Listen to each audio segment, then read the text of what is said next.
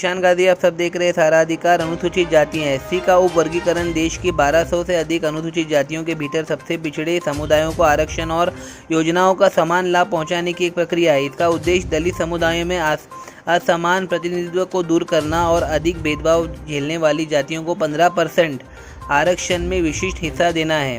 SC वर्ग एक समरूप समूह नहीं है और कुछ जातियां आरक्षण का लाभ लेने में अन्य की तुलना में अधिक सक्षम रही है।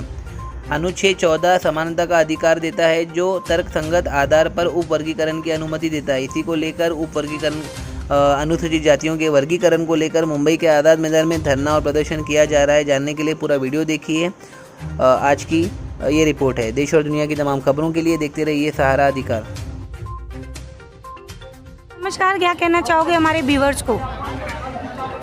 मी रावसाहेब पवार, लोकस्वराज्य आंदोलन कामगार आघाडीचा प्रदेशाध्यक्ष आहे।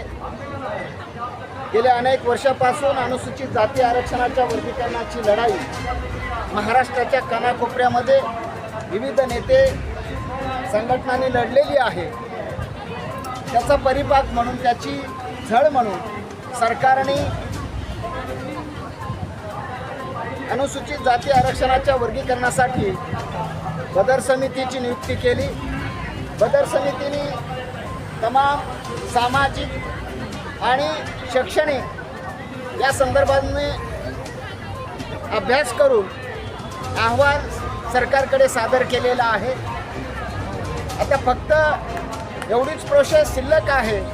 सरकारला आमची विनंती आहे, आम्ही गेल्या 27 एप्रिलपासून आझाद मैदानावर या ठिकाणी धरणे आंदोलन करीत आहोत, परंतु सरकारचा कुठलाही प्रतिनिधी आम्हाला भेट द्यायला आलेला नाही।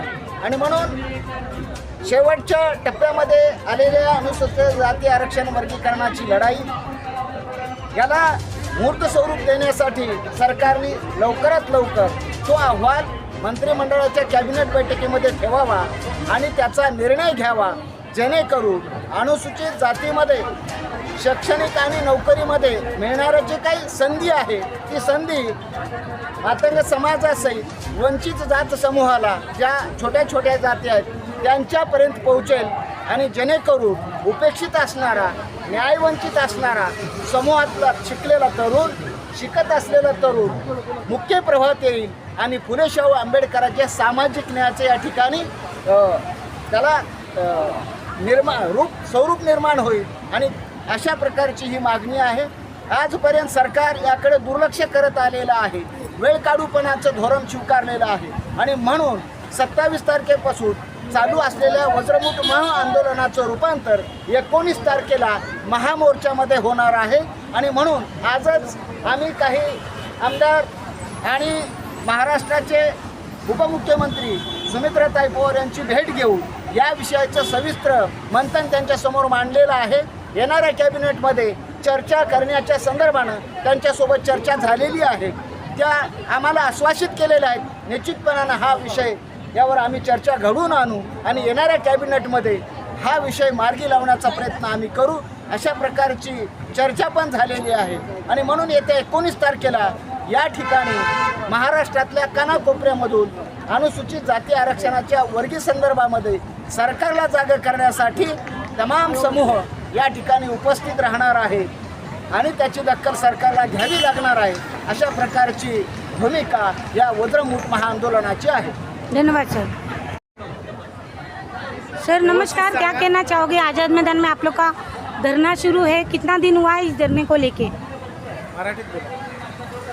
मी विजू रोहेवार, लोकस्वराज्य आंदोलन प्रदेश उपाध्यक्ष, आझाद मैदान मुंबई येथे 27 एप्रिल 2026 पासून वज्रमुठ महाआंदोलनाचे या ठिकाणी धरणे आंदोलन चालू केलेले आहे। गेल्या 30-35 वर्षापासून अनुसूचित जाती आरक्षणामध्ये उपवर्गीकरण करावं म्हणून महाराष्ट्रभर अनेक स्वरूपाचे तीव्र आंदोलन केलेले आहे, परंतु आजपर्यंत सरकारने अनुसूचित जातीच्या आरक्षणाच्या उपवर्गीकरणामध्ये दुर्लक्ष केलेले आहे।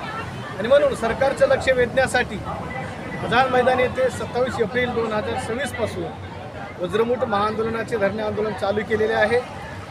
आज आम्ही महाराष्ट्राच्या उपमुख्यमंत्री माननीय सुमित्राताई पवार यांची सकाळी 9:30 वाजता भेट घेतलो. आमच्यासोबत राष्ट्रवादीचे नेते दत्ता आवारसाहेब आहेत, राजेश मोरे साहेब, आमचे नेते संघटनेचे प्राध्यापक डॉक्टर रामचंद्र फर्नांडिस सर, आमचे रावसाहेबदादा पवार, गणपत रेड्डी, सर्व आम्ही सहकारी उपमुख्यमंत्री पवार मॅडमची आम्ही भेट घेतलो. त्यांना सांगितलं की बाबा ही मागणी आमच्या अनुसूचित जातीच्या जे वंचित घटक आहे यांना आजपर्यंत संधी मिळालेली नाही. 75 वर्षाच्या स्वातंत्र्याच्या कालावधीमध्ये पाहिजे त्या प्रमाणात संधी मिळालेली नाही आणि म्हणून अनुसूचित जाती आरक्षणाचे या ठिकाणी तात्काळ उपवर्गीकरण लागू करून यांना न्याय द्यावा. अन्यथा येणाऱ्या 19 तारखेला महाराष्ट्रामधला मातंग समाजाचा जो आक्रोश आहे, जन आक्रोश, या आझाद मैदानावर मोठ्या ताकदीनं या ठिकाणी धडकणार आहे, अशा प्रकारचा विचार सुद्धा या ठिकाणी दिलेला आहे. टोटल इस जर्नी में कितने लोग आने वाले हैं? महाराष्ट्रामधून जवळपास 2-3 हजार लोक येऊ शकतात. कारण मुंबई एका टोकाला आणि महाराष्ट्र दुसऱ्या टोकाला येण्यासाठी जवळपास 18 तास लागतो.